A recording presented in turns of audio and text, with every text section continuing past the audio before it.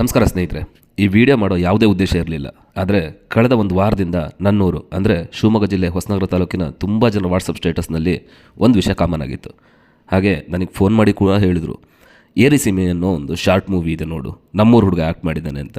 ನಾನು ಕೂಡ ನಿನ್ನೆ ಅಂದರೆ ಸಂಡೇ ಸ್ವಲ್ಪ ಬ್ಯುಸಿ ಇದ್ದೆ, ಹಾಗಾಗಿ ನೋಡೋಕ್ಕಾಗಿರಲಿಲ್ಲ.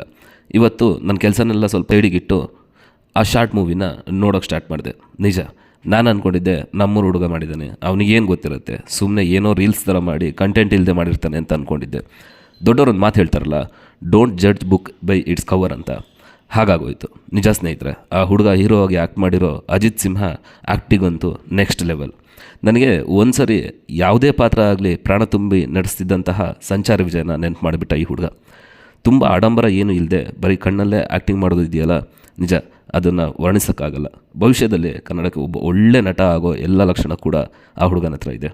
ಹಾಗೆ ನನ್ನೂರಿನ ಪರಿಸರ ನೋಡಿ ತುಂಬ ಖುಷಿಯಾಯಿತು. ಸಾಧ್ಯವಾದರೆ ಈ ವಿಡಿಯೋನ ಯಾರ್ಯಾರು ನೋಡ್ತಾ ಇದ್ದೀರಾ ಒಂದು ಸರಿ ಏರಿ ಸೀಮೆ ಶಾರ್ಟ್ ಮೂವಿನ ನೋಡಿ. ಕತೆ ಮತ್ತು ಕತೆಗೆ ಜೀವ ತುಂಬಿರೋ ಹುಡುಗ ಇಷ್ಟ ಆಗ್ತಾನೆ.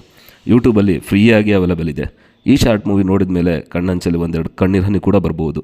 ಸ್ನೇಹಿತರೆ, ಸುಮ್ಮನೆ ರೀಲ್ಸ್ ನೋಡಿ ಟೈಮ್ ವೇಸ್ಟ್ ಮಾಡೋ ಬದಲು ಇಂತಹ ಕಲೆಗಳಿಗೆ ಬೆಲೆ ಕೊಟ್ಟರೆ ಮೂವಿ ಮಾಡಿರೋ ಅವರಿಗೂ ಒಂದು ಸಾರ್ಥಕತೆ. ಸ್ಟೋರಿನ ನಾನಿಲ್ಲೇನೂ ಹೇಳೋದಿಲ್ಲ, ನೋಡಿದ ಮೇಲೆ ನೀವೇ ಕಮೆಂಟ್ ಮಾಡಿ ಹೇಗಿತ್ತು ಅಂತ ತಿಳಿಸಿ. All the best hero Ajith Simha. ಹಾಗೂ ವಿಡಿಯೋ ನೋಡಿದ ಎಲ್ಲರಿಗೂ ಧನ್ಯವಾದಗಳು. ಜೈ ಹಿಂದ್.